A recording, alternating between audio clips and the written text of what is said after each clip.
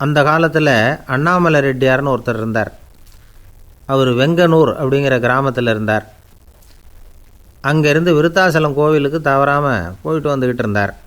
இடையில் வெள்ளாறு, அதில் ஒரு சமயம் வெள்ளம் வந்துட்டுது. இவரால் போக முடியல. அதோட விளைவு வெங்கனூர்லேயே ஒரு கோவில் கட்டணும் அப்படின்னு முடிவு பண்ணார், சிவாலயம். அந்த சமயத்தில் வடநாட்டில் பஞ்சம். அதனால் அங்கே இருந்த பல சிற்பிகள் தென்னாட்டை நோக்கி வர ஆரம்பித்தாங்க. அவங்க வெங்கனூர் வழியாக வர்றது தெரிஞ்சதும் இவர் போய் பார்த்தார்.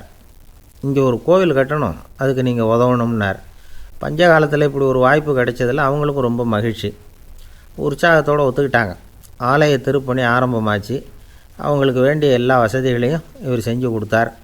அவங்களுக்கு எந்த குறையும் இல்லாமல் பார்த்துக்கிட்டார். அது மட்டும் இல்லை, ஒவ்வொரு நாளும் அங்கே வருவார். உங்களுக்கு என்ன வேணும், எது வேணும்னு கேட்பார். ஏதாவது குறை இருந்தால் சொல்லுவாங்க, உடனே தீர்த்து வைப்பார். இவரும் கேட்பார், எந்த குறையாக இருந்தாலும் என்கிட்ட சொல்லுங்க அப்படின்னு சொல்லுவார்.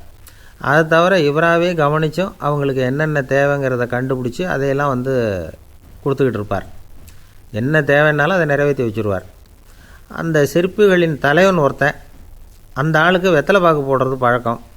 இதை தெரிஞ்சுக்கிட்டு அதுக்காகவே ஒரு ஆளை ஏற்பாடு பண்ணார். வேணுங்கிறப்போலாம் நீ வெத்தலை சிவல் மடித்து கொடுக்க வேண்டியது உன் வேலை அப்படின்னு ஒருத்தனை ஏற்பாடு பண்ணிட்டார். இப்படியெல்லாம் செஞ்சதும் அவங்களுக்கும் ரொம்ப உற்சாகம். ரொம்ப பொறுப்பாக சிற்ப வேலைகளை செஞ்சுக்கிட்டு இருக்கிறாங்க. ஒரு நாள் என்னாச்சு தெரியுமா? அந்த சிற்பிகளின் தலைவன் ரொம்ப நுணுக்கமாக ஒரு வேலையை செஞ்சுக்கிட்டு இருக்கிறான். சாரம் போட்டு அது மேலே படுத்துக்கிட்டு அண்ணாந்து பார்த்து உச்சியில் நுணுக்கமான சிற்பங்களை உருவாக்கிக்கிட்டு இருக்கான். சிற்பியின் கவனம் செதறப்படாதுங்கிறதுனால இவர் மெதுவாக சத்தம் போடாமல் கிட்ட போய் நின்று அதை கவனிச்சிக்கிட்டு இருக்கிறார். அந்த சிற்பி வழக்கம் போல் வெத்தலை பாக்குக்காக இடது கையை கீழே நீட்டினான். அந்த சமயம் பார்த்து அவருக்கு தாம்பூலம் கொடுக்குறவன் அங்கே இல்லை, எங்கேயோ போயிருக்கிறான். அண்ணாமலை ரெட்டியார் என்ன பண்ணார் தெரியுமா? தனக்காக கொடுக்கப்பட்ட தாம்பூலத்தை வாங்கி சிற்பியின் கையில் கொடுக்குறார். அவன் வாங்கி போட்டுக்கிட்டான். இது என்ன இன்றைக்கி வெத்தலை சீவல் வேறு மாதிரி இருக்குது, வாசனை தாம்பூலமாக இருக்குது அப்படின்னு யோசனை பண்ணிவிட்டு கீழே திரும்பி பார்க்குறார். பார்த்தா ரெட்டியார் மறுபடியும் சிற்பி கை நீட்டும் பொழுது கொடுக்கறதுக்காக தாம்பூலத்தை மடித்து வாங்கி வச்சுக்கிட்டு தயாராக நிற்கிறார். சிற்பிக்கு அதிர்ச்சி.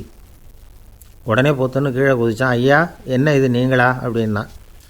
இவர் சொன்னார், நான் ஒன்றும் தப்பு பண்ணலையே, உன்னுடைய கை புண்ணியம் செஞ்ச கை, கோயில் கட்டுற கை, அந்த கைக்கு தாம்பூலம் கொடுக்கறதுல என்ன தப்பு அப்படின்னாராம். ஏற்கனவே பஞ்சத்தில் அடிபட்டு வந்த எங்களை நீங்கள் ஆதரித்ததே பெரிய விஷயம். இந்த செயல் என்னை ஒரு பெரிய கடனாளி ஆகிவிட்டுது. ஐயா, எங்களுக்கு உணவு உடை இதை மட்டும் நீங்கள் கொடுத்தா போதும், ஊதியம்னு எதுவும் வாங்க மாட்டோம் அப்படின்னு நானும். அந்த சிற்பி எவ்வளோ வற்புறுத்தியும் எதுவும் வாங்கிக்கலையாம். இந்த செய்தியை தமிழ் தாத்தா டாக்டர் ஊவேசா சொல்லியிருக்கிறார். அந்த காலத்தில் எப்படிப்பட்டவங்கள்லாம் வாழ்ந்துருக்கிறாங்க பாருங்கள்.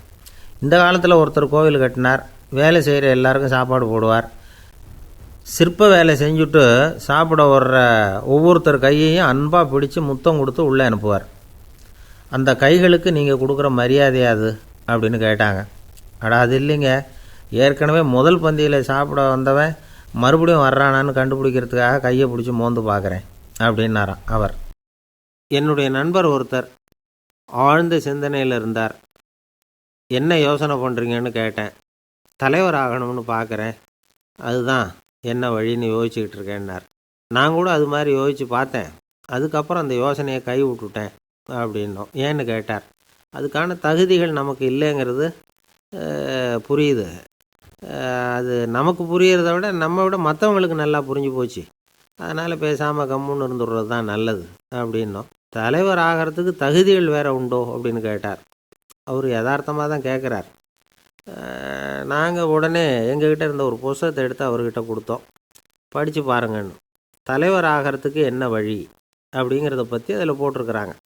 முதல் வழி என்ன தெரியுமா?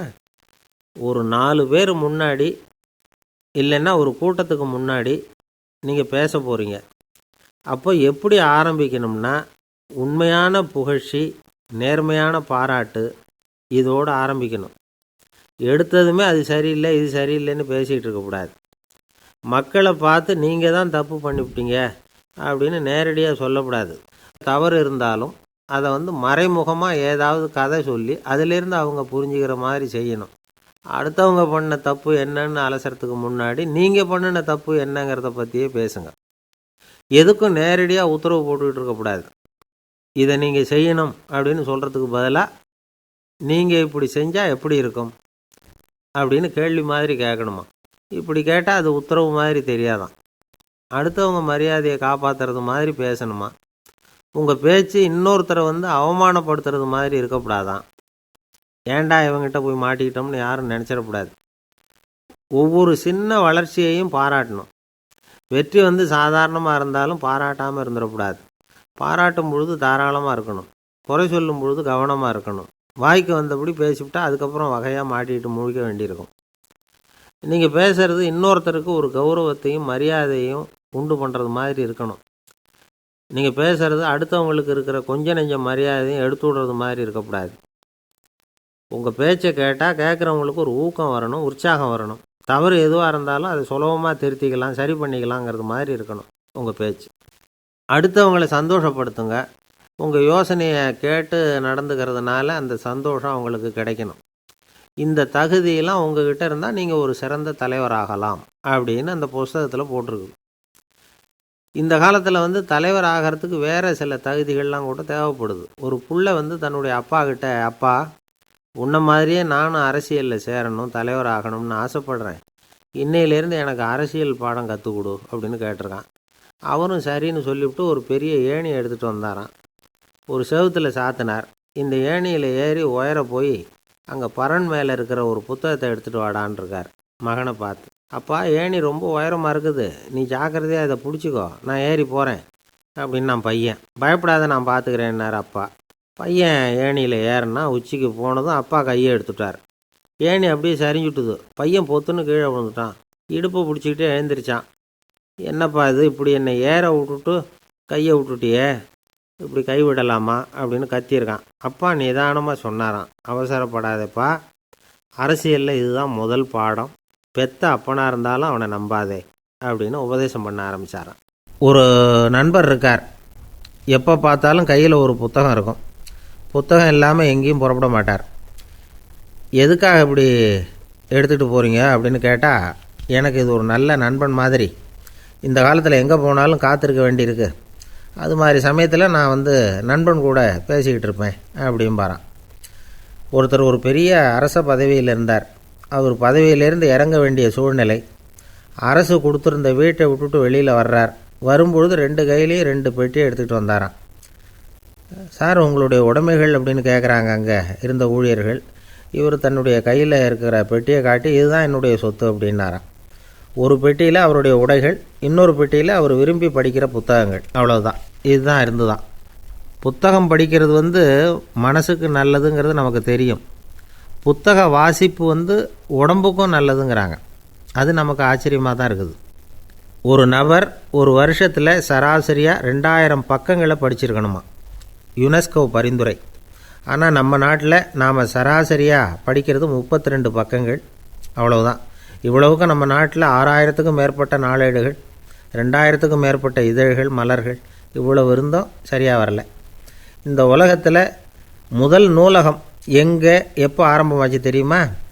கிமு 2500ஆம் ஆண்டில் அது ஆரம்பமாயிருக்குது. பாபிலோனியாவில் அமில் அணு அப்படிங்கிற அரசன் தான் நூலகத்தை உருவாக்கியிருக்கிறான். அப்போல்லாம் தாள் கிடையாது, களிமண் தான். களிமண் பலகைகளில் எழுதி அது தொகுத்து அப்படியே நூலாக்கி அதை நூலகத்தில் வச்சுருப்பாங்களாம். அரசருடைய நூலகத்தில் 1000க்கும் மேற்பட்ட நூல்கள் இருந்ததாக வரலாற்று குறிப்பு இருக்குது. அது மட்டும் இல்லை, அந்த நூலகத்தில் பொருள் வாரியாக, அதாவது சப்ஜெக்ட் வாரியாக புத்தகங்களை வகைப்படுத்தி வச்சுருந்தாங்களாம். அதில் மிச்சம் இருந்த ஒரு 25 களிமண் பலகை புத்தகங்கள் இன்றைக்கும் பிரிட்டிஷ் அருங்காட்சியகத்தில் இருக்குதான். அச்சு தாள் இதெல்லாம் ஏற்பட்டதுக்கப்புறம் அமைக்கப்பட்டது தான் ஃப்ரான்ஸில் இருக்கக்கூடிய பாரிஸ் நூலகம். 1480 ஃப்ரெஞ்சு மன்னர் 11ஆம் லூயி இந்த நூலகத்தை அமைச்சாராம். ஆனால் அப்போல்லாம் அரசர்கள் மட்டும்தான் நூலகத்தை பயன்படுத்த முடியுமா.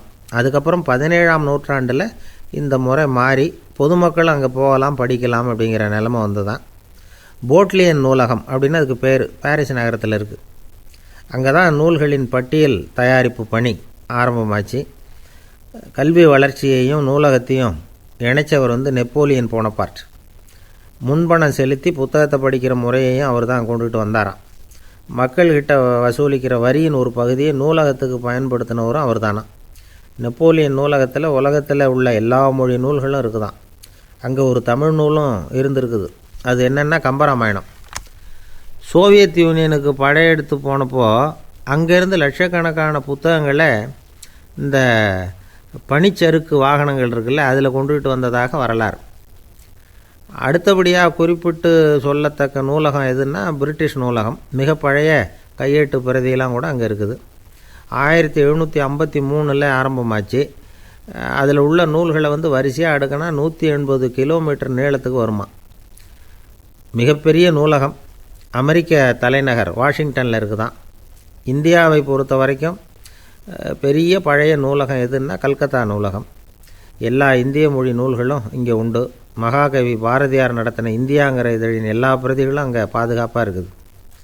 படிக்கும் பழக்கம் இங்கே வளர வேண்டியிருக்குது. ஒருத்தர்கிட்ட ஒரு புஸ்தகத்தை கொடுத்து விமர்சனம் எழுத சொல்லியிருந்தாங்க. கொஞ்ச நாள் கழித்து அவரை போய் பார்த்து, என்னங்க புஸ்தகத்தை படித்து பார்த்தீங்களா அப்படின்னு கேட்டாங்களாம்.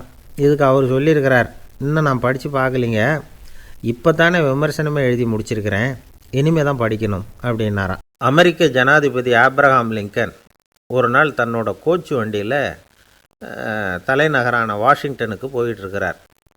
கோச்சு வண்டி ஒரு சாலையில் போயிட்டுருக்கு. அந்த சாலைக்கு ஒரு பக்கத்தில் பயங்கரமான சதுப்பு நிலம். சதுப்பு நிலம்னா அது புதைகுழி, புதை மணல்ங்கிறோம்ல, அது மாதிரி. அந்த சதுப்பு நிலத்தில் யாராவது மாட்டிக்கிட்டா அவ்வளோதான், ஆளை கொஞ்சம் கொஞ்சமாக உள்ளே அமுக்கிவிடும். தப்பிச்சு கரையிறது கஷ்டம். அப்படிப்பட்ட நிலம் அது.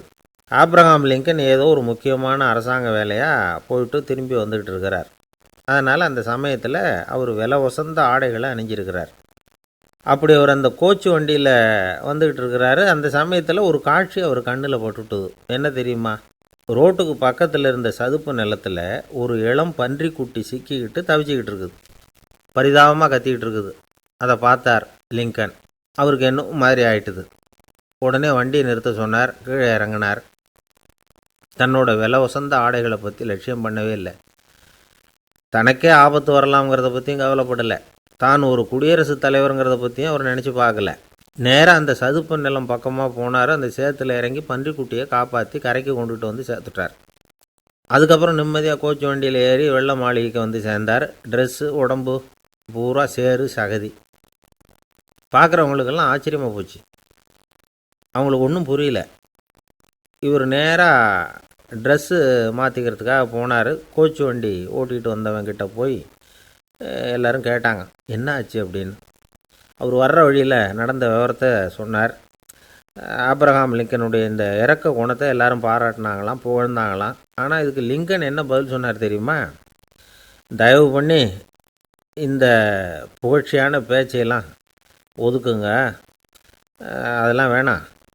அந்த சின்ன பிராணி சகதியில் மாட்டிக்கிட்டு துடிச்சிக்கிட்டு இருந்தது, அதை பார்த்தேன். உடனே என்னுடைய இதயத்தில் ஒரு முள் தைச்சது மாதிரி ஒரு உணர்வு.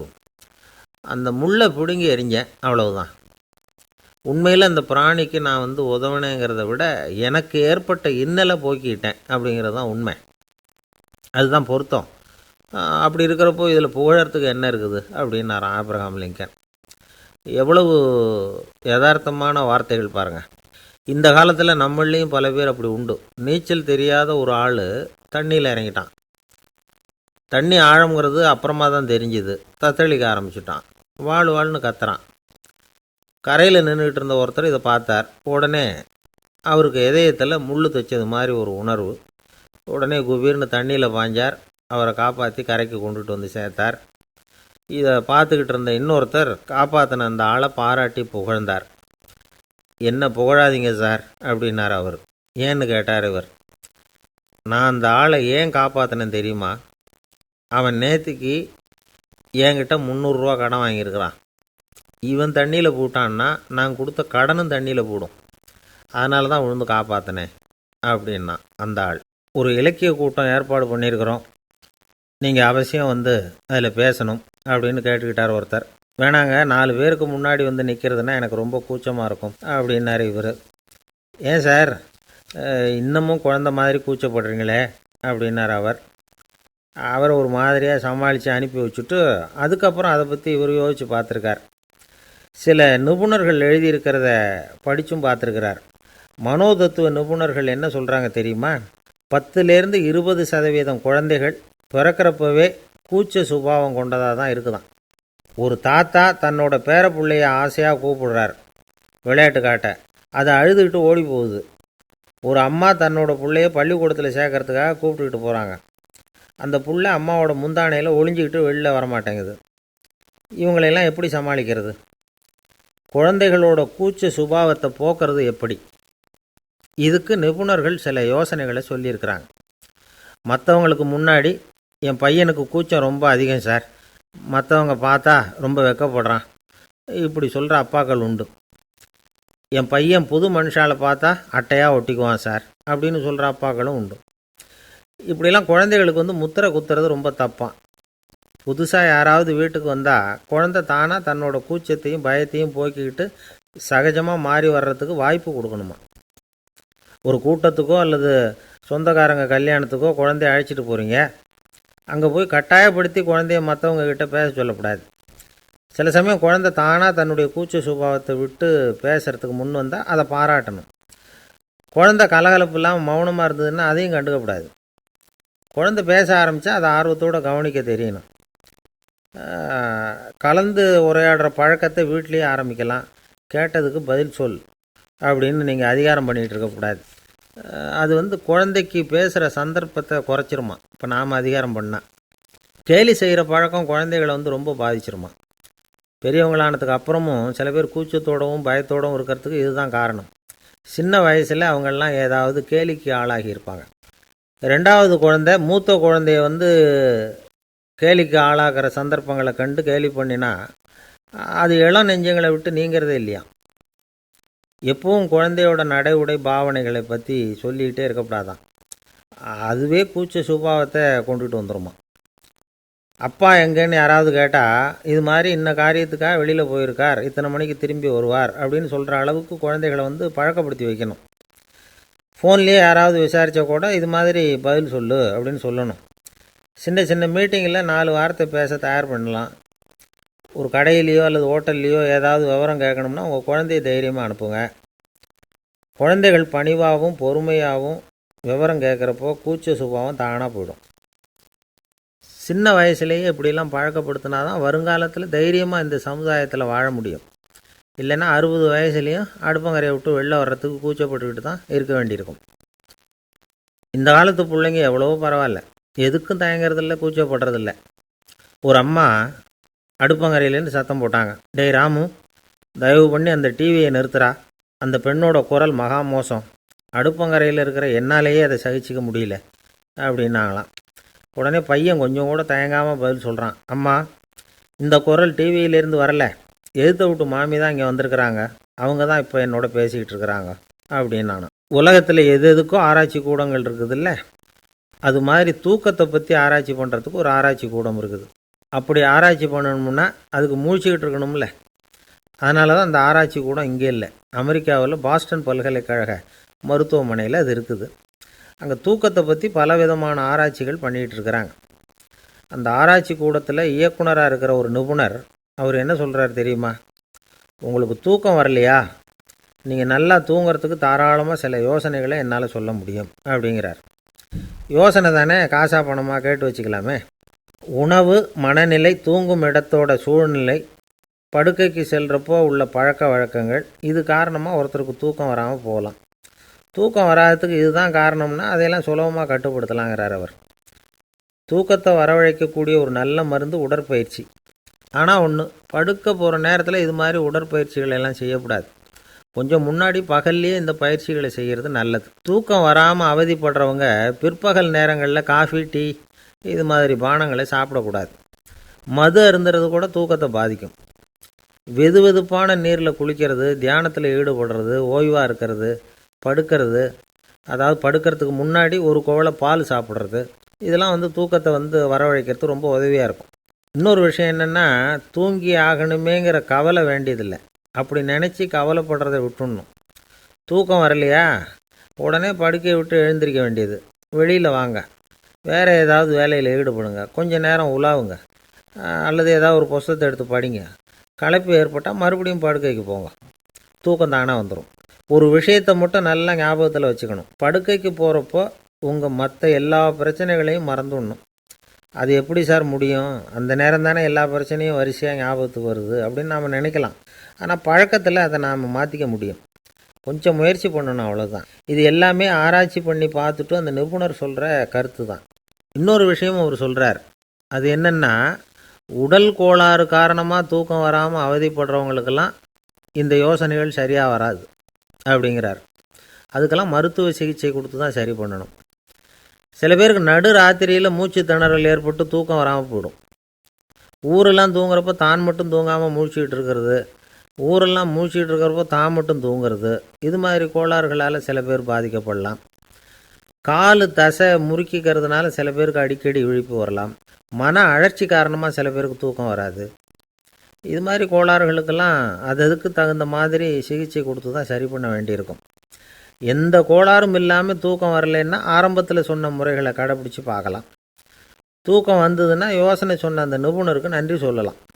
ஒருத்தர், ஏன் சார் பஸ்ஸில் தூங்குறது கெட்ட பழக்கமானு கேட்டார்.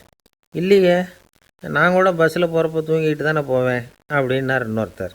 அப்புறம் ஏன் என்ன டிரைவர் வேலை வேணாம்னு வீட்டுக்கு அனுப்பி வச்சுட்டாங்க அப்படின்னாராம் அவர். ஒரே ஒரு ஊரில் ஒரு ராஜா இருந்தார். அவர் பேரில் மக்களுக்கு ரொம்ப மரியாதை. அவ்வளவு நல்லா ஆட்சி புரிஞ்சுக்கிட்டு வந்தார். அவருக்கு வயசாகிட்டுது. அதனால் ஒரு நாள் அமைச்சரை கூப்பிட்டார். இதை பாருங்கள், எனக்கு வயசாகிட்டுது, அதனால் இந்த அரச பொறுப்பையெல்லாம் நீங்கள் ஏற்றுக்குங்க அப்படின்னார். அதுக்கப்புறம் ராணியை கூப்பிட்டார். வா, நாம் இனிமேல் இங்கே இருக்க வேணாம், காட்டுக்கு போய் தவம் பண்ணலாம் அப்படின்னு கூப்பிட்டார். இந்த செய்தி மக்களுக்கு அறிவிக்கப்பட்டது. மக்கள் உடனே கூட்டம் கூட்டமாக அரண்மனைக்கு வர ஆரம்பிச்சிட்டாங்க. மன்னரை போய் பார்க்குறாங்க. அரசே, தாங்கள் எங்களுக்கு தந்தை மாதிரி. நீங்கள் காட்டுக்கு போயிட்டால் நாங்கள்லாம் இங்கே எப்படி இருக்க முடியும்? எங்களுக்கெல்லாம் எந்த துன்பமும் இல்லாமல் பார்த்துக்கிட்டு வர்றீங்க. இது மாதிரியான ஒரு அரசாட்சி இல்லைன்னா மக்கள் வாழ்ந்து என்ன பயன் அப்படின்னாங்க. இருந்தாலும் என்ன பண்ணுறது, வயசாயிட்ட காரணத்தினால இந்த முடிவுக்கு வர வேண்டியிருக்குது அப்படின்னாராம் ராஜா. அப்படின்னா நீங்கள் காட்டுக்கு போக வேணாம், நாங்கள் போகிறோம். நாங்கள் அங்கே போய் தவம் பண்ணுறோம், வழிபாடு பண்ணுறோம். கடவுள் வருவார், அவர்கிட்ட வரம் வாங்கிட்டு வந்துடுறோம் அப்படின்னாங்களாம். அப்படி சொல்லிவிட்டு உடனே எல்லோரும் காட்டுக்கு போனாங்க. நாட்டு மக்கள் எல்லாரும் ஒட்டு மொத்தமாக காட்டில் உட்காந்துக்கிட்டு தவம் பண்ணுறதை பார்த்தார் கடவுள். உடனே புறப்பட்டு வந்தார். எல்லோரும் இப்படி உட்காந்துருக்குறீங்களே, என்ன வேணும் உங்களுக்கு அப்படின்னு கேட்டார். உடனே மக்கள் எல்லாரும் ஒரு குரலில் சொன்னாங்க, சுவாமி, எங்கள் மன்னன் ரொம்ப நாளைக்கு நல்லபடியாக இருக்கணும். அவர் மகிழ்ச்சியாகவும் உடல் நலத்தோடும் இருந்தால் தான் நாங்கள் அமைதியாக வாழ முடியும் அப்படின்னாங்க. சரி, அதுக்கு என்ன செய்யணும் அப்படின்னார் ஆண்டவன். எங்கள் மன்னருக்கு இன்னும் ஒரு 100 வருஷம் ஆயுளை கொடுங்க அப்படின்னாங்க. அவ்வளவுதானே, சரி அப்படியே ஆகட்டும் அப்படின்னு சொல்லிவிட்டு ஆண்டவன் போயிட்டார். மக்கள் மகிழ்ச்சியோடு திரும்பி வந்தாங்க. மன்னா, கடவுள் வரம் கொடுத்துட்டார், நீங்கள் 100 வருஷம் வாழ போகிறீங்க அப்படின்னாங்க. இதை கேட்டதும் ராணி ராஜாவை வணங்கி, நான் தவம் செய்ய போகிறேன் அப்படின்னு புறப்பட்டாங்க. உடனே மக்கள் என்ன நினச்சாங்க தெரியுமா? ஐயோ, நாம் ராஜாவுக்கு மட்டும்தானே நீண்ட ஆயுள் வேணும்னு வரம் வாங்கினோம், ராணிக்கு வாங்கலையே, அதுதான் கோபத்தில் புறப்பட்டாங்க போல இருக்கு அப்படின்னு நினச்சி வருத்தப்பட்டாங்க. ஆனால் ராணி நினச்சது அது இல்லை. ராணி போய் தவம் பண்ணாங்க, கடவுள் காட்சி கொடுத்தார். இவங்க கேட்குறாங்க, சுவாமி, ராஜாவுக்கு மட்டும் 100 வருஷம் ஆயுள்னு வரம் கொடுத்துட்டீங்க, அப்படின்னா குடிமக்களும் 100 வருஷம் இருக்கணும். இப்படிப்பட்ட குடிமக்கள் இல்லைன்னா அப்படிப்பட்ட அரசன் இருந்து என்ன பிரயோஜனம் அப்படின்னாங்களாம். ஆண்டவன் பார்த்தார். சரி, அவங்களும் 100 வருஷம் வாழ்வாங்க, அது மட்டும் இல்லை, நீயும் 100 ஆண்டு காலம் வாழ வரமளிக்கிறேன் அப்படின்னு சொல்லிவிட்டு மறைஞ்சிட்டார். இதில் ஆண்டவன் வர்றதும் மறையிறதும் முக்கியம் இல்லை. இதில் கவனிக்க வேண்டியது ஆள்கிறவனின் விசால மனம், குடிமக்களின் விசால மனம், ஆள்கிறவன் மனைவியினுடைய விசால மனம். இப்படி ஒரு நாடு இருந்துட்டுதுன்னா எப்படி இருக்கும் வாழ்க்கை நினச்சி பாருங்கள். அதனால தான் பெரியவங்கள்லாம் சொல்கிறாங்க, இதய வாசல் திறந்தே இருக்கணும், இதயத்தின் கதவுகளை மூடாதீங்க அப்படின்னு சொல்லுவாங்க. என்கிட்ட ஒருத்தர் சொன்னார், என்னுடைய இதய வாசல் எப்பவும் திறந்தே தான் இருக்குதுன்னார். எதனால் அப்படி சொல்கிறீங்க அப்படின்னு கேட்டோம். டாக்டரே சொல்லிவிட்டார், என்னுடைய இதயத்தில் ஒரு ஓட்டை இருக்குது அப்படின்னு, வால்வு சரியில்லையா அப்படிங்கிறார். ஒரு ஊரில் ஒரு ராஜா இருந்தார். பெரிய அரண்மனையில் தான் இருக்கிறார். எல்லா வசதியும் இருந்தது. இருந்தாலும் அவர் எல்லாரும் சொல்கிறது எப்படி தெரியுமா? பிச்சைக்கார ராஜா. அப்படி ஒரு பேர் அவருக்கு நிலச்சி போச்சு. ஜனங்களும் சரி, மற்ற தேசங்களில் உள்ளவங்களும் சரி, அவரை அந்த பேர் சொல்லியே குறிப்பிடுறது வழக்கமாக போட்டுது. இது அவருக்கு ரொம்ப கவலையாக போச்சு. என்ன இது, நம்மளை தேடி வர்றவங்களுக்கெல்லாம் நாம் சோறு போடுறோம், நம்ம புகழ்ந்து பாடல் ஏற்றி கொண்டு வர்ற புலவர்களுக்கெல்லாம் அவங்க எப்படி வந்தாலும் ஒருவேளை சோறு போடணுங்கிறது உத்தரவு. இவ்வளவுலாம் செஞ்சும் நம்மளை போய் பிச்சைக்கார ராஜான்னு எல்லாரும் சொல்கிறாங்களே, அது ஏன், எதுக்காக இப்படி சொல்கிறாங்க? இதுதான் ராஜாவுக்கு குழப்பம். சரி, இதை பற்றி நம்ம அமைச்சர்கள்கிட்ட கேட்கலாமா அப்படின்னு யோசனை பண்ணார். இந்த விஷயத்தை போய் அவங்கக்கிட்ட எப்படி கேட்குறதுன்னு அவருக்கு தயக்கமாக இருந்தது. கௌரவ குறைச்சலாக தெரிஞ்சுது அவருக்கு. சரி, சாதாரண குடிமக்கள்கிட்ட இதை பற்றி கேட்கலாமா அப்படின்னு யோசனை பண்ணார். கேட்கலாம், ஆனால் அவங்க யாரும் ராஜா முன்னாடி வந்து நின்று தைரியமாக பேசக்கூடிய அளவுக்கு இல்லை. ராஜாவோட குழப்பம் நாளுக்கு நாள் அதிகமாக போச்சு. கடைசியாக அவர் ஒரு முடிவுக்கு வந்தார். அதாவது, இதை பற்றி ஒரு பிச்சைக்காரங்கிட்டே கேட்டு பார்த்துட்டா என்ன. இதுதான் அவர் பண்ண முடிவு. உடனே மாறு வேஷம் போட்டுக்கிட்டு நகர்வலம் போனார். ஒரு பிச்சைக்காரனை கண்டுபிடிச்சார். இதை பாருப்பா, நம்ம ராஜாவை எல்லாரும் பிச்சைக்கார ராஜான்னே சொல்கிறாங்களே, அதுக்கு என்ன காரணமாக இருக்கும் அப்படின்னு கேட்டார். அதுக்கு அவன் சொல்கிறான், இதுக்கான பதிலை இன்னும் ஒரு 30 நாளில் சொல்கிறேன் அப்படின்னா. உடனே இவருக்கு சந்தோஷம். உண்மையை அவங்ககிட்ட சொன்னார். நான் வேற யாரும் இல்லை, நான் தான் இந்த நாட்டு ராஜா. இப்போ நீ என் கூடவே வந்துடு, அரண்மனையிலேயே தங்கிக்கோ. 30 நாள் கழித்து எனக்கு பதில் சொல்லிவிட்டு அதுக்கப்புறமா நீ போகலாம் அப்படின்னு சொல்லி அழைச்சிட்டு வந்துட்டார். அரண்மனையில் ஒரு மூலையில் அவன் தங்கறதுக்கு இடம் கொடுத்தார். தினம் 2 வேளையும் இவனுக்கு சோறு போடுங்க அப்படின்னு உத்தரவு போட்டார். ராஜா கொடுத்த இடத்துல போய் உக்காந்துக்கிட்டான் அந்த பிச்சைக்காரன். தினமும் அந்த அரண்மனையில் நடக்கிறதையெல்லாம் கவனிச்சிக்கிட்டு வந்தான். வேளைக்கு சாப்பாடு வரும், சாப்பிட்டுக்கிட்டு இருக்கான். இப்படி 30 நாள் முடிஞ்சுது. ராஜா வந்தார். என்ன, என்னோட கேள்விக்கு பதில் என்னன்னு கண்டுபிடிச்சிட்டியான்னார். கண்டுபிடிச்சிட்டேன்னா. என்ன எல்லாரும் பிச்சைக்கார ராஜான்னு சொல்கிறாங்களே, அது நியாயமாக படுதா உனக்குன்னு கேட்டார். நியாயமாக தான் படுது, சந்தேகம் இல்லாமல் நீங்கள் பிச்சைக்கார ராஜா தான். என்ன தான் நீங்கள் வசதியோடவும் படைபலத்தோடவும் இருந்தால் கூட நீங்கள் எங்கள் வர்க்கத்தை சேர்ந்த ஆசாமி தான் அப்படின்னு அடித்து சொல்லிவிட்டான் அந்த ஆள். ஏனால் அப்படி சொல்கிறேன்னு கேட்டார் இவர். அரசே, ஒரு உண்மையை கண்டுபிடிச்சி சொல்கிறதா நான் உங்ககிட்ட சொன்னேன். நீங்கள் ராஜ பரம்பரைன்னா உடனே உங்கள் கழுத்தில் கிடக்கிற முத்து மாலையை கழட்டி பரிசாக கொடுத்துருப்பீங்க, பொன்னையும் மணியையும் கொடுத்துருப்பீங்க. ஆனால் நீங்கள் அப்படி செய்யலை. என்னை ஒரு மூலையில் உட்கார வச்சு 2 வேளை சோறு போட சொன்னீங்க. உங்களை தேடி யார் வந்தாலும், யார் வந்து பாராட்டி பேசினாலும் அல்லது பிரச்சனைகளை சொன்னாலும் நீங்கள் செய்கிற ஒரே காரியம் சோறு போடுறது தான். பிச்சைக்காரனுக்கு சோறு மட்டும்தான் உலகம். உங்கள் விஷயத்துலேயும் நீங்கள் அப்படி தான் நினைக்கிறதாக தெரியுது. நல்லா கவனிங்க. எந்த ஒரு பிரச்சனைக்கும் சோறு தான் முடிவுன்னு நினைக்கிறீங்க பாருங்கள். நீங்கள் சந்தேகமில்லாத எங்களை சேர்ந்த ஆள் தான் அப்படின்னு விட்டான் அந்த பிச்சைக்காரன். அதுக்கப்புறம் தான் அந்த ராஜா தன்னுடைய தவறுகளையெல்லாம் தேர்த்திக்கிட்டாராம். பசின்னு வர்றவங்களுக்கு சோறு தான் போடணும், அது தப்பு இல்லை. பாராட்ட வர்றவங்களுக்கெல்லாம் சோத்தையே போட்டு அனுப்புனா இப்படி தான் பேர் வரும். எனக்கு தெரிஞ்ச ஒருத்தர் தினமும் யாராவது ஒருத்தரை தன் வீட்டுக்கு அழைச்சிட்டு போவார், சாப்பாடு போட்டு அனுப்புவார். முன்னறிவிப்பு இல்லாமல் திடீர்னு ஒரு விருந்தாளியோட வீட்டில் போய் இவர் நிற்கிறது வழக்கம். அந்த அம்மாவும் இவருக்காக தயார் பண்ணி வச்சுருந்ததை இவர் அழைச்சிட்டு வந்திருக்கிற விருந்தாளிக்கு போட்டுருவாங்க. விருந்தாளி சாப்பிட்டுட்டு போனதுக்கப்புறம் இவர் மனைவிகிட்ட உனக்கு சிரமம் வேணாம் அப்படின்னு சொல்லிவிட்டு பக்கத்தில் உள்ள ஒரு ஹோட்டலுக்கு போய் காசு கொடுத்து சாப்பிட்டுட்டு வந்துடுவார். பல நாள் இப்படி நடக்கும். ஒரு நாள் அவரை தனியாக கூப்பிட்டுக்கிட்டு போய் ஏன் இப்படி பண்ணுறீங்கன்னு கேட்டோம். அதுக்கு அவர் சொல்கிறாரு, எங்கள் வீட்டு சாப்பாட்டிலேருந்து தப்பிக்கிறதுக்கு எனக்கு வேறு வழி எதுவும் தெரியல சார், அதனால தான் இப்படி பண்ணிகிட்ருக்கிறேன் அப்படின்னார் ரொம்ப பரிதாபமாக. 1816 வருஷம் செப்டம்பர் மாதம் 11ஆம் தேதி பிரான்ஸ் தேசத்தில் உள்ள ஒரு மருத்துவமனை. அங்கே ஒரு இளம் டாக்டர் கொஞ்ச நாளைக்கு முன்னாடி தான் அந்த ஆஸ்பத்திரியில் புதுசாக வேலைக்கு சேர்ந்துருக்கிறார். அவர் பேர் ரெனே லெனக். அவர் அன்னைக்கு காலையில் அந்த மருத்துவமனையில் அப்படியே ரவுண்ட்ஸ் வந்துக்கிட்டு இருக்கிறார். வார்டில் ஒரு படுக்கையில் ஒரு இளம்பெண் படுத்திருக்கிறார். அந்த பொண்ணுக்கு இருதய நோயாக இருக்கலாம்ங்கிறது மற்ற டாக்டர்கள் சந்தேகம். அந்த காலத்துல எல்லாம் ஒருத்தருடைய இருதய துடிப்பை தெரிஞ்சுக்கணும்னா நோயாளியின் மார்பில் டாக்டர் காதை வச்சு பார்த்து தான் தெரிஞ்சுக்கிறது வழக்கம். ஆனால் இந்த பெண்ணும் இளம்பெண், அந்த டாக்டரும் புதுசாக சேர்ந்துருக்கிறவர். அதனால் பரிசோதனை பண்ண தயங்கினார். கொஞ்ச நேரம் யோசனை பண்ணார். திடீர்னு ஒரு ஞாபகம் வந்தது அவருக்கு. அதாவது அன்னைக்கு விடியற் காலையில் தோட்டத்தில் அப்படி வாக்கிங் போயிட்டு இருந்தப்போ சின்ன பசங்கள்லாம் ஒரு மரக்கட்டையை வச்சு விளையாடிக்கிட்டு இருந்தாங்களாம். அதை இவர் பார்த்துருக்கிறார். அது என்ன விளையாட்டுனா, ஒரு நீளமான மரப்பலகை, அதில் ஒரு முனையில் ஒரு பையன் தன்னுடைய காதை வச்சுக்கிட்டு இருக்கிறான். மறுமுனையில் இன்னொரு பையன் அந்த மரப்பலகையை ஒரு ஆணியால் கீறிக்கிட்டு இருக்கிறான். ஒரு முனையில் ஆணியால் கீறும் பொழுது மறுமுனையில் காதை வச்சிருக்கிற பையனுக்கு அந்த சத்தம் துல்லியமாக கேட்குது. அந்த டாக்டருக்கு காலையில் பார்த்த இந்த விளையாட்டு ஞாபகத்துக்கு வந்துட்டுது. உடனே என்ன பண்ணார் தெரியுமா? ஒரு நீளமான காகிதத்தை எடுத்தார். அதை அப்படியே உருளை மாதிரி உருட்டினார். ஒரு முனையை அந்த நோயாளியின் மார்பில் இடது பக்கம் வச்சார். இன்னொரு முனையில் தன்னுடைய காதை வச்சார். என்ன ஆச்சரியம்! நோயாளியின் மார்பில் நேரடியாக காதை வச்சு கேட்குறத விட துல்லியமாக கேட்டுது இதய துடிப்பு.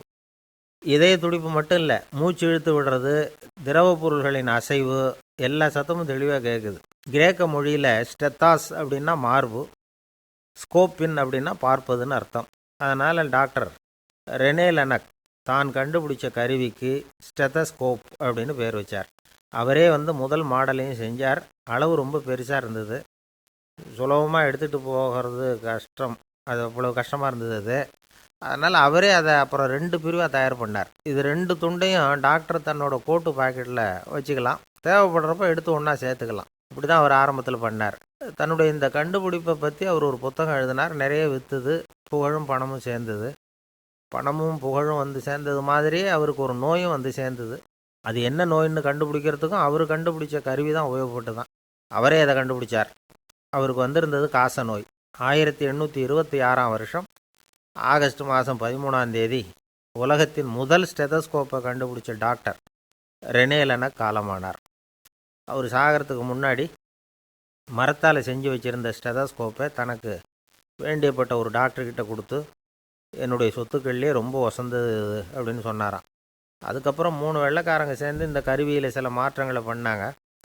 ஆனால் 1829 லண்டனில் டாக்டர் நிக்கோலஸுங்கிறவர் ஒரு காதால் இதய துடிப்பை கேட்குறத விட டாக்டர் 2 காதாலையும் கேட்குறது தான் சரியாக இருக்கும் அப்படின்னு ஒரு கருத்தை வெளியிட்டார். அதுக்கப்புறம் ரொம்ப காலம் கழித்து 1852 ஜார்ஜ் காமான் அப்படிங்கிறவர் ரப்பர் டியூப்களை உபயோகப்படுத்தி 2 காதாலையும் கேட்குற மாதிரி ஒரு புதிய வடிவத்தை அதுக்கு கொடுத்தார்.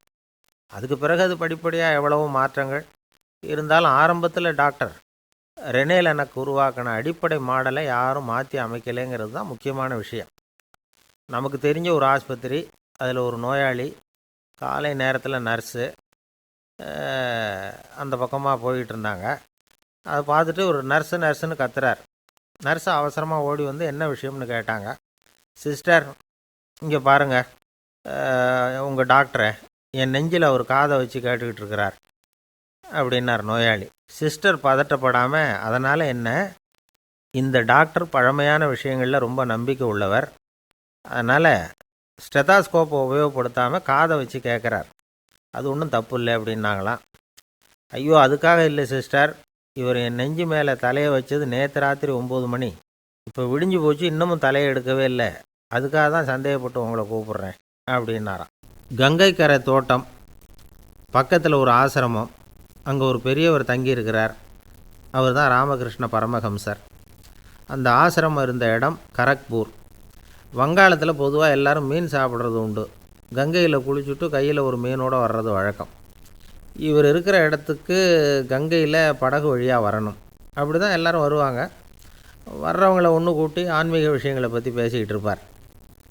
ஒவ்வொரு நாள் ஒவ்வொருத்தர் நகரத்துக்கு போகணும், வரும்பொழுது மீன் கொண்டுக்கிட்டு வரணும். அதுக்கு ஒரு அட்டவணையே உண்டு ஆசிரமத்தில். அது பிரகாரம் ஒரு நாள் சுவாமி யோகானந்தர் படகில் போனார். படகை செலுத்தினவங்க ராமகிருஷ்ணரையும் சுவாமி யோகானந்தரையும் மற்றவங்களையும் பித்தர்கள் அப்படின்னு சொல்லி ஏளனமாக பேசினாங்க. அவங்க என்ன பைத்தியம் பிடிச்சவங்க அப்படிங்கிறது மாதிரி. சுவாமி யோகானந்தருக்கு ரொம்ப மென்மையான இதயம். இவங்க இப்படி கண்ணாபின்னான்னு பேசுகிறத பார்த்தா மீனை வாங்கிட்டு திரும்புகிறப்போ என்ன நடக்குமோ அப்படிங்கிற பயம் வேறு வந்துட்டுது அவருக்கு. அவ்வளவு மென்மையானவர். இதை தெரிஞ்சுக்கிட்ட ராமகிருஷ்ணர், யோகானந்தா இங்கே வா அப்படின்னு கூப்பிட்டார். இவர் கண்ணீரை தொடச்சிக்கிட்டே கிட்ட போனார். சொன்னார், ஐயா, படகு ஓட்டுறவங்க உங்களை பற்றி மோசமாக பேசுகிறாங்க. என்ன திட்டினா பரவாயில்ல, ஆனால் உங்களை அவங்க திட்டுறாங்க, அதை என்னால் தாங்கிக்க முடியல அப்படின்னார். இதை கேட்டதும் ராமகிருஷ்ணருக்கு கோபம் வந்துட்டு தான். என்னது, உன்னுடைய குருவை பற்றி அவங்க மோசமாக பேசும்பொழுது நீ சும்மா இருந்தியா, வெளியில் போ அப்படின்னு விட்டார். குரு நிந்தனை செய்கிறப்போ அதை கேட்டுக்கிட்டு சும்மா இருக்கலாமா? குரு நிந்தனையை கேட்டால் பாவம் இல்லையா? என்னை தூற்றும்போது அவங்க வந்து பாவம் செய்கிறாங்க, அதை கேட்டுக்கிட்டு நீ சும்மா இருந்தால் நீயும் பாவம் செய்கிற அப்படின்னாராம். அடுத்த நாள் சுவாமி நிரஞ்சனானந்தர் போக வேண்டிய நாள். இவர் படகுல போகும்பொழுதும் அதே மாதிரி நடந்து தான். அவங்க மோசமாக பேச ஆரம்பித்தாங்க, திட்ட ஆரம்பித்தாங்க. அப்படி கேலி பண்ண ஒருத்தனை இவர் என்ன பண்ணார், பலார்னு கன்னத்தில் அரைஞ்சிட்டார். இன்னொருத்தனை கங்கையில் தூக்கி எறியறதுக்கும் தயாராகிட்டார். அதுக்கப்புறம் அவங்க யாரும் வாயை திறக்கலை. மீன் வாங்கிட்டு வர்றப்பவும் படகுல ஒரே அமைதி. அவ்வளவு பயம் அவங்களுக்கு. ராமகிருஷ்ணர் கூப்பிட்டு விசாரித்தார் என்ன நடந்ததுன்னு. இவர் சொன்னார், அவர் யோகானந்தா போகும்பொழுது என்ன நடந்ததோ அப்படியே தான் இப்போவும் நடந்தது. குரு நிந்தனை செய்கிறத கேட்டுக்கிட்டு நான் சும்மா இருப்பேனா, ஒருத்தனை அப்படியே அரைஞ்சுட்டேன், இன்னொருத்தனை ஆற்றுல தூக்கி போட்டுருவேன்னு பயமுறுத்தினேன், அவ்வளவுதான் அப்படின்னாராம். இப்போவும் ராமகிருஷ்ணருக்கு கோபம் வந்துட்டு தான். என்ன இது, அணியறது காஷாயம், இருக்கிறது ஆசிரமம், உனக்கு இவ்வளவு கோபம் வந்ததுன்னா அப்புறம் என்னத்துக்கு ஆசிரமத்தில் இருக்கணும், பிரம்மச்சாரி எப்பவும் அமைதியாக இருக்கணும் அப்படின்னு அறிவுரை சொன்னாராம் ராமகிருஷ்ணர். அப்போ இவர் கேட்டாராம், ஏங்க அவருக்கு ஒரு விதமான அறிவுரை சொன்னீங்க, எனக்கு வேறு விதமாக அறிவுரை சொல்கிறீங்க, இதில் எது உண்மை அப்படின்னு கேட்டிருக்கார்.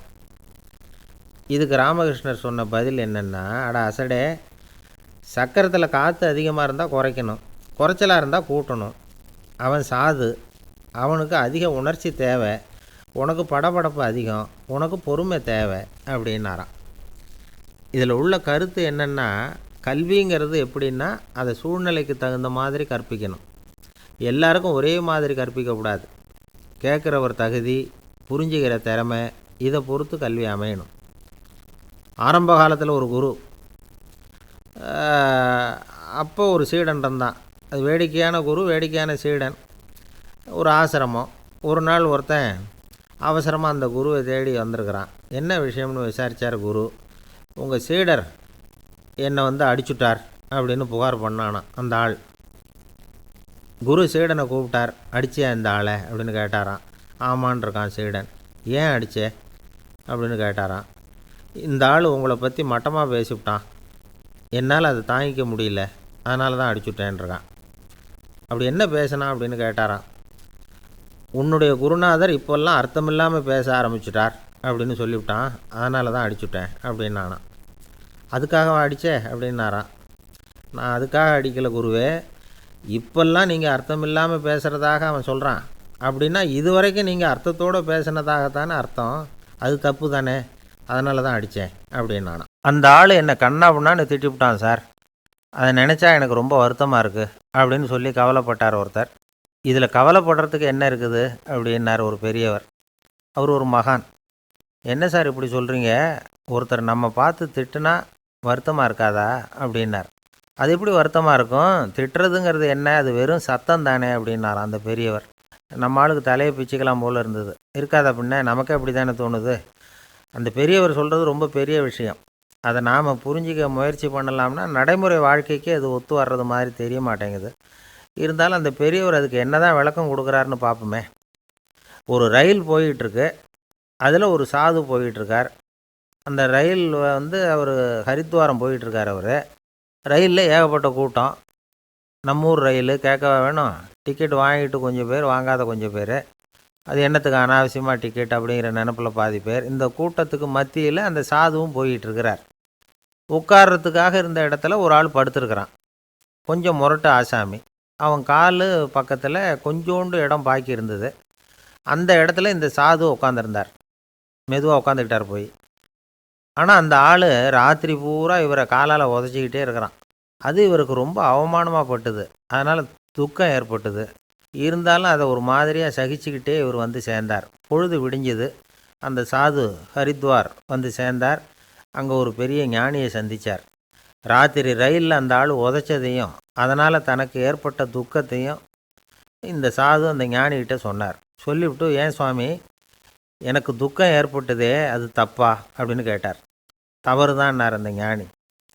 உனக்கு இன்னமும் தேக அபிமானம் போகலைங்கிறது தான் அது காட்டுது. அஷ்டாவக்கிரர் என்ன சொல்கிறார் தெரியுமா, உண்மையான ஞானி யாராவது தன்னை வந்தனை செய்தால் அதற்காக சந்தோஷப்பட மாட்டார், யாராவது நிந்தனை செய்தால் அதற்காக வருத்தப்பட மாட்டார் அப்படின்னு சொல்கிறார். நிந்தனைங்கிறது ஒரு ஒலி தான். தேகாபிமானம் இருக்கிற வரைக்கும் இந்த ஒலி நம்மளை வேதனைப்படுத்தும். நான் தேகம் இல்லை, ஆத்மா அப்படிங்கிற நினைவு இருந்தால் இந்த ஒலி நம்மளை பாதிக்காது. மனு என்ன சொல்கிறார் தெரியுமா? ஒரு சாதகன் பாராட்டுதலை விஷம்னு நினச்சி பயப்படணும், அவமானத்தை அமிர்தம்னு நினச்சி சந்தோஷப்படணுங்கிறார். அவமானப்பட்டால் கவலைப்படாமல் எப்படி இருக்க முடியும் அப்படின்னு தான் நமக்கு தோணும். அதனால தான் நம்மளில் யாரும் இதுக்கு உதாரணமாக யாரையும் காட்ட முடியல. புத்தரையும் கபீரையும் உதாரணமாக காட்டுறாங்க. அவங்களுக்கெல்லாம் அவமானம் ஏற்பட்டப்போ கவலையே படலையாம். புத்தரை அவமானப்படுத்தணுங்கிறதுக்காக கௌசாம்பி ராணி ஒரு இளம் பெண்ணை கொலை பண்ணி சடலத்தை புத்தர் குடிசைக்கு முன்னாடி போட சொன்னார். போட்டாங்க. புத்தர் தான் அந்த பொண்ணை கெடுத்து கொலை பண்ணிவிட்டாருன்னு எல்லாரும் நினச்சாங்க. ஆனால் புத்தர் இதை பற்றி கவலையே படலை. அப்புறமா உண்மை தெரிஞ்சதும் புத்தர் புகழ் இன்னும் அதிகமாயிட்டுது. ஒரு பெரிய சபையில் ஒரு மோசமான பொண்ணு நுழைஞ்சி தனக்கும் கபீருக்கும் சம்பந்தம் உண்டுன்னு சொன்னார். கபீர் கவலைப்படலை. அவங்க மாதிரியெல்லாம் நாமளும் இருக்க கற்றுக்கணும். நிந்தனை, அபகீர்த்தி, அவமானம் எல்லாம் ஆண்டவன் கொடுக்குற பிரசாதம்னு நினைக்கணும் அப்படின்னு சொல்கிறார் அந்த ஞானி. இதை கேட்ட இந்த காலத்து ஆசாமி ஒருத்தர், நான் கூட அப்படி தான் சார், யாராவது அவமானப்படுத்தினா கவலைப்பட மாட்டேன். நேற்று கூட ஒருத்தர் என்ன பலார்னு அரைஞ்சுட்டார், நான் கொஞ்சம் கூட கவலைப்படலை, பேசாமல் வந்துட்டேன்னார். ஏன் அப்படி வந்துட்டீங்க அப்படின்னேன். அவர் அரைஞ்சதுலேயும் ஒரு அர்த்தம் இருந்தது, அதனால தான் அப்படி வந்துட்டேன்னார். ஏன் அரைஞ்சாருன்னு கேட்டேன். 10 வருஷத்துக்கு முன்னாடி 15 ரூபா அவர்கிட்ட கடன் வாங்கினேன், அதை கேட்டு கேட்டு பார்த்துட்டு கடைசியாக தான் அரைஞ்சார் அப்படின்னார். ஆண்டவனுடைய பிரசாதம் இவருக்கு அடிக்கடி கிடைக்கும் போல இருக்கு. காசியில் இருக்கிற கடவுள் காசி விஸ்வநாதர், அங்கே இருக்கிற தேவி காசி விசாலாட்சி. இவங்க 2 பேரும் ஒரு நாள் பேசிக்கிட்டு இருந்தப்போ கடவுள் சொன்னார், இந்த மனிதர்களை நாம் ரொம்பவும் நம்பிக்கையோடு தான் படைச்சிருக்கிறோம், இருந்தாலும் அவங்களுக்கு தான் நம்பிக்கை இல்லை, எதுலேயும் ஒரு உண்மையான நம்பிக்கை இல்லாமல் வாழ்ந்துக்கிட்டு இருக்கிறாங்க அப்படின்னார். என்ன அப்படி சொல்கிறீங்க? அதை பாருங்கள், எவ்வளவு பேர் காசியை தேடிட்டு கங்கையில் குளிச்சுக்கிட்டு இருக்கிறாங்க, அவங்களெலாம் நம்பிக்கை இல்லைன்னா இவ்வளவு தூரம் தேடிட்டு இங்கே குளிப்பாங்களா அப்படின்னு நாங்கள் தேவி. சரி, அதை சோதித்து பார்க்கலாம் அப்படின்னு 2 பேரும் முடிவு பண்ணிக்கிட்டாங்க. உடனே ஒரு திட்டம் போட்டாங்க. அது எப்படின்னா, நாம் 2 பேருமே பக்தர்கள் மாதிரி உருவத்தை மாற்றிக்கிட்டு கங்கை கரைக்கு போக வேண்டியது. நான் கங்கையில் இறங்கி குளிக்கிறேன், கொஞ்ச நேரத்தில் சுழலில் மாட்டிக்கிட்டது மாதிரி நடிக்கிறேன். நீ உடனே கரையிலிருந்து சத்தம் போடு, என்னோடய வீட்டுக்காரரை யாராவது காப்பாற்றுங்களேன்னு சத்தம் போடு. அதோடு இன்னொன்று சொல்லு, யாராவது ஒரு புண்ணிய ஆத்மா அவர்கிட்ட போய் அவருடைய முடியை பிடிச்சி இழுக்கணும், அப்படி ஒரு சாபம் இருக்குது எங்களுக்கு. புண்ணிய ஆத்மா, அதாவது எந்த பாவமும் செய்யாத இல்லாத ஒருத்தர் தான் அவரை காப்பாற்ற முடியும். அப்படிப்பட்டவங்க யாராவது வெள்ளத்தில் குதித்து என்னுடைய கணவரை காப்பாற்றுங்கோ அப்படின்னு நீ சத்தம் போடு, கூச்சல் போடு, என்ன நடக்குதுன்னு பார்க்கலாம் அப்படின்னார் கடவுள். சரின்னு சொல்லி 2 பேருமா சாதாரண பக்தர்கள் மாதிரி கங்கை கரைக்கு சேர்ந்தாங்க. அவர் இறங்கி குளித்தார். திட்டம் போட்டது மாதிரியே சுழலில் மாட்டிக்கிட்டது மாதிரி கத்துனார். கரையில் இருந்த அந்த அம்மா, ஐயோ என் கணவரை காப்பாற்றுங்களேன், யாராவது காப்பாற்றுங்களேன்னு கத்துனாங்க. பல பேர் ஓடி வந்தாங்க. உடனே இவங்க, பாவம் இல்லாத புண்ணிய ஆத்மா ஒருத்தரால் தான் என்னுடைய கணவர் காப்பாற்றப்படணுங்கிறது விதி, அப்படி ஒரு சாபம் இருக்குது, அதனால் புண்ணிய ஆத்மா யாராவது அவர்கிட்ட போய் அவர் முடியை பிடிச்சி தூக்குனா அவரை காப்பாற்றி கொள்ளலாம் அப்படின்னாங்க. இவங்க இப்படி சொன்னதும் எல்லாரும் திகைச்சு போய் நின்றுட்டாங்க. ஒவ்வொருத்தருக்கும் அவங்க செஞ்ச பாவம்லாம் ஒவ்வொன்றா ஞாபகத்துக்கு வர ஆரம்பிச்சுட்டுது. சரி, இதுக்கு நாம் லாயக்கு இல்லை அப்படின்னு சொல்லி ஒதுங்கி போக ஆரம்பிச்சிட்டாங்க எல்லாம். இந்த சமயத்தில் யாரோ ஒருத்தர் வேகமாக ஓடி வந்தார், ஆற்றுல குதித்தார். அவர்கிட்ட போனார், முடியை பிடிச்சார், தூக்குனார், அவரை காப்பாற்றி கரைக்கு கொண்டுட்டு வந்துட்டார். அப்படி காப்பாற்றின அந்த ஆளை இவங்க 2 பேரும் தனியாக கூப்பிட்டுக்கிட்டு ஒரு மண்டபத்துக்கு வந்துட்டாங்க. விசாரிக்கிறாங்க. நீ யாரப்பா அப்படின்னு கேட்குறாங்க. ஏதும் தெரியாத மாதிரி. நான் இந்த ஊர் அன்ன சத்திரத்தில் வேலை செய்கிற ஒரு சமையல்காரன் அப்படிங்கிறார். நீ கங்கையில் குளிக்கிறது உண்டான்னு கேட்டிருக்காங்க. நான் இந்த ஊர்லேயே தான் இருக்கிறேன், இருந்தாலும் தினமும் கங்கையில் குளிக்கிறது இல்லை, எப்போவாவது ஒரு நாள் அங்கே குளிப்பேன் அப்படின்னார். கங்கையில் மூழ்கி எழுந்திரிச்சா பாவம்லாம் தொலையும்னு சொல்கிறாங்க. அப்படி இருக்கிறப்போ அங்கே இன்றைக்கி கங்கையில் குளிச்சுக்கிட்டு இருக்கிறவங்கெல்லாம் தங்களை புண்ணிய ஆத்மாவா நினைக்கல. கங்கையில் குளிக்காத நீ உன்னை வந்து புண்ணிய ஆத்மாவாக நினச்சி என்னை காப்பாற்ற வந்திருக்கிற, அது எப்படி அப்படின்னு கேட்டார். அதுக்கு அந்த ஆள் சொல்கிறான், கங்கையில் குதிச்சதுக்கு அப்புறம் தானே உங்களை காப்பாற்ற போகிறோம். அப்படி குதிக்கும் பொழுது என்னுடைய பாவம்லாம் போயிருக்கும்ல, நான் புண்ணிய ஆத்மாவாக ஆயிருப்பேனே, அதனால தான் துணிஞ்சு வந்து உங்களை காப்பாற்றினேன் அப்படின்னா. கடவுளும் தேவியும் அவனுக்கு வந்து காட்சி கொடுத்தாங்களாம். இப்படி ஒரு கதை உண்டு. அதாவது கங்கையில் குளிச்சுக்கிட்டு இருக்கிறவங்களுக்கே தங்களுடைய பாவம் போகுங்கிற நம்பிக்கை பரிபூர்ணமாக இல்லை. குளிக்காத ஒருத்தனுக்கு அந்த நம்பிக்கை இருந்தது. அதனால் அவனால் கடவுளை பார்க்க முடிஞ்சுது. கடவுளை வந்து நாமளும் பார்க்க முடியுமா முடியாதா அப்படிங்கிற குழப்பம்லாம் நமக்கு வேண்டியதில்லை. நம்பிக்கையோடு வாழணுங்கிற உண்மையை மட்டும் இந்த கதையிலேருந்து புரிஞ்சுக்கிட்டால் போதும். ஏன்னா இந்த கதையை கேட்டுட்டு ஒரு நண்பன் குதர்க்கமாக ஒரு கேள்வி கேட்டான். ஏன் சார், கங்கையில் குளித்தா பாவம் போயிடும்னு சொல்கிறீங்களே, நான் எனக்கு வேண்டாத ஒருத்தனை அழைச்சிட்டு போய் கங்கையிலேயே தள்ளி விட்டுட்டு அதுக்கப்புறம் அங்கேயே முழுக்க போட்டுட்டு நான் செஞ்ச பாவத்தை வந்து அதுலேயே கழுவி விட்டுட்டு மறுபடியும் உங்ககிட்ட வந்துடுறேன்னு வச்சுக்கோங்க, நீங்கள் என்னை வந்து புண்ணிய ஆத்மான்னு ஏற்றுக்குவீங்களா அப்படிங்கிறான். ஆள் கொஞ்சம் அசந்தான் நம்மளே அங்கே அழைச்சிட்டு போனாலும் போயிடுவான். ஒரு விவசாயி விதைக்கிறதுக்காக வயல்வெளி பக்கம் போகிறார். விதைகளை அள்ளி வீசினார்.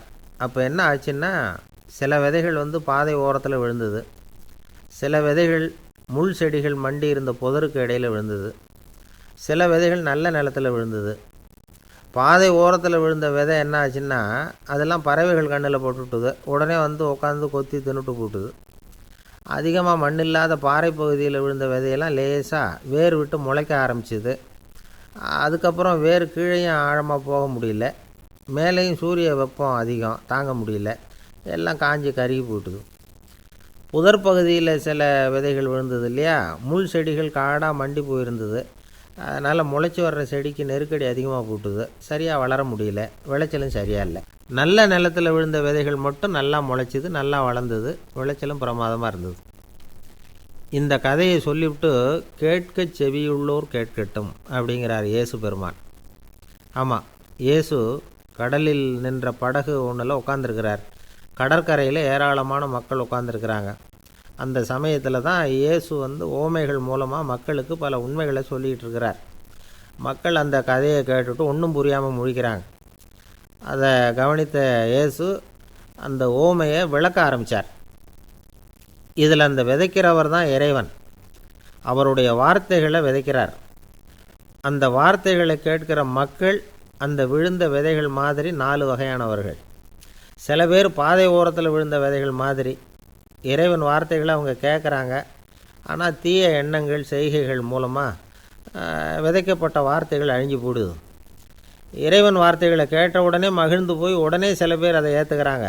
இவங்கெல்லாம் அந்த பாறை பகுதியில் விழுந்த விதைகள் மாதிரி. அதனால் இவங்கெல்லாம் வேறு இல்லாதவங்க, கொஞ்ச காலத்துக்கு இறை வார்த்தைகளுக்கு கீழ்ப்படிந்து நடப்பாங்க. அதனால் ஏதாவது இடைஞ்சல் ஏற்பட்டால் உடனே தடுமாறுவாங்க.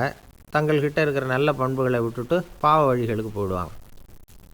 முள் செடிகளுக்கு இடையில் விழுந்த விதைகள் மாதிரி உள்ளவங்க யாருன்னா, இவங்களுக்கு உலக கவலை உண்டு, செல்வத்தின் மீது மயக்கம் உடையவர்கள். உலக ஆசைகள் இவங்களுக்குள்ளே பூந்துடுறதுனால அங்கே இருக்கிற நல்ல பண்புகள் வந்து மறைஞ்சு போயிடுது. அதனால் அவங்களும் உபயோகம் இல்லாதவங்களாக ஆயிடுறாங்க. நல்ல மனிதர்கள் நல்ல நிலத்தில் விழுந்த விதைகளுக்கு ஒப்பானவர்கள்.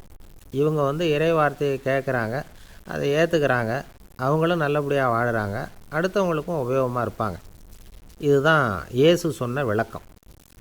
நல்ல வார்த்தைகளை கேளுங்கள், நல்ல வார்த்தைகளை ஏற்றுக்கொள்ளுங்கள், அடுத்தவங்களுக்கு உபயோகமாக இருங்க. இதுதான் பெரியவங்கள்லாம் நமக்கு சொல்லுகிற உபதேசம். ஒரு அப்பா தன்னுடைய மகனுக்கு உபதேசம் பண்ணார். இதை பாருப்பா, நல்ல வார்த்தைகளை கேட்கணும், எப்போதுமே மகன் வந்து அப்பா பேச்சை கேட்குறது நல்லது அப்படின்னாராம். நீ ஏதாவது ஒரு தப்பு பண்ணால் என் தலையில் ஒரு முடி நரைச்சி வெள்ளையாக போடும்பா, நீ செய்கிற ஒவ்வொரு தப்புக்கும் என் தலையில் ஒவ்வொரு முடி வெள்ளையாயிடும் அப்படின்னாராம். பையன் யோசித்தான், அப்பா இப்போ தான் எனக்கு புரியுது, தாத்தாவோட தலைமுடி பூராவும் வெள்ளையாக இருக்கிறதுக்கு என்ன காரணங்கிறது எனக்கு இப்போ தான் புரியுது அப்படின்னானா. ஒரு சீன தேசத்து அரசர் இருந்தார். அவருக்கு வயசாயிட்டுது. அவருக்கு அடுத்தபடியாக அவருடைய புள்ள பட்டத்துக்கு வரணும், ஆட்சி பொறுப்பை ஏற்றுக்கணும். ஒரு நல்ல தலைவனுக்கு இருக்க வேண்டிய பண்புகள்லாம் தன்னுடைய மகனுக்கு இருக்கணும்னு விரும்பினார் அந்த அரசர். அதனால் இளவரசனை பக்கத்தில் இருந்த ஒரு குரு கிட்ட அனுப்புனார். இளவரசன் அவர்கிட்ட போய் சேர்ந்தான். அந்த குரு என்ன பண்ணார் தெரியுமா? இவனை பார்த்து சொன்னார், இதை பாருப்பா, நீ என்ன பண்ணுற, இப்போவே பக்கத்தில் இருக்கிற காட்டுக்கு போ, நடுக்காட்டில் போய் ஒரு இடத்துல உட்காந்துக்கோ, அங்கே என்னென்ன சத்தம்லாம் உன் காதில் விழுதுன்னு கவனித்து கேளு, உன் காதில் விழுந்த ஓசைகள் என்னென்னங்கிறத என்கிட்ட வந்து சொல்லு, அதுதான் எனக்கு தெரியணும், உனக்கு வேலையும் அதுதான் அப்படின்னு சொல்லி அனுப்பி வச்சுட்டார். இளவரசன் காட்டுக்கு போனான். குரு சொன்னபடியே ஒரு இடத்துல உட்காந்து கவனித்து கேட்டான். அதுக்கப்புறம் குருக்கிட்ட திரும்பி வந்தான். என்னென்ன சத்தம்லாம் கேட்ட அப்படின்னு கேட்டார் குரு. குருவே, காட்டில் நான் பறவைகள் சத்தம்லாம் கேட்டேன், மிருகங்களின் ஓசையையும் கேட்டேன், இதை தவிர இடி மின்னல் மழை இதுகளோட சத்தத்தையும் கேட்டேன் அப்படின்னா. குரு யோசனை பண்ணார், நீ இன்னமும் சரியாக கேட்கல, அதனால் மறுபடியும் காட்டுக்கு போ, கொஞ்ச நாள் தங்கியிருந்து கேட்டுட்டு வா அப்படின்னார். இளவரசனுக்கு ஒன்றும் புரியல. இருந்தாலும் குருவின் கட்டளையாச்சே, மறுக்க முடியுமா? உடனே அவன் மறுபடியும் காட்டுக்கு போனான். ஒரு இடத்துல உட்காந்தான். கொஞ்ச நேரம் உன்னிப்பாக கவனித்து கேட்டான். சில நாள் கழித்து குருக்கிட்ட திரும்பி வந்தான். குருவே, இந்த தடவை சில துல்லியமான சத்தங்களை எல்லாம் கேட்டான். தேனி பறக்கிற சத்தம், நீரோடையின் மெல்லிய ஓசை, இதெல்லாம் கேட்டேன்னா. குரு சிரித்தார். நீ மறுபடியும் காட்டுக்கு போ, இன்னும் சில நாள் அங்கே இரு, முழுமையாக கவனமாக கேட்டுக்கிட்டு வா அப்படின்னு சொல்லி அனுப்பி வச்சுட்டார். இளவரசனுக்கு குழப்பம் அதிகமாயிட்டுது. ஒன்றுமே புரியல. மறுபடியும் காட்டுக்கு போனான். மௌனமாக ஒரு இடத்துல உட்காந்துட்டான். அப்படியே தியானத்தில் ஆழ்ந்துட்டான். சில நாளில் அவனுக்கு இதுவரை கேட்காத ஓசைகள்லாம் கேட்க ஆரம்பிச்சிட்டுது. இதைத்தான் நான் கேட்கணும்னு என்னுடைய குரு எதிர்பார்த்துருக்கிறாருங்கிறத புரிஞ்சுக்கிட்டான். உடனே குருக்கிட்ட ஓடனான். குருவே, இந்த தடவை காதுகளுக்கு கேட்க முடியாத சில ஓசைகளை கூட என்னால் உணர முடிஞ்சுது. பூ மலருகிற ஓசை, சூரியனால் பூமி சூடாகிறப்போ எழுகிற ஓசை, காலை பனித்துளியை இந்த புல்லுலாம் குடிக்கிற ஓசை, இது எல்லாம் என்னால் நல்லா கேட்க முடிஞ்சுது அப்படின்னா. குருவுக்கு இப்போ தான் திருப்தி ஏற்பட்டு தான். இளவரசனை பார்த்து சொன்னார், இதை பாருப்பா, இப்போ தான் நாட்டை ஆளுகிற தகுதி உனக்கு வந்திருக்குது அப்படின்னு சொல்லி அதுக்கு விளக்கமும் கொடுத்தாராம்.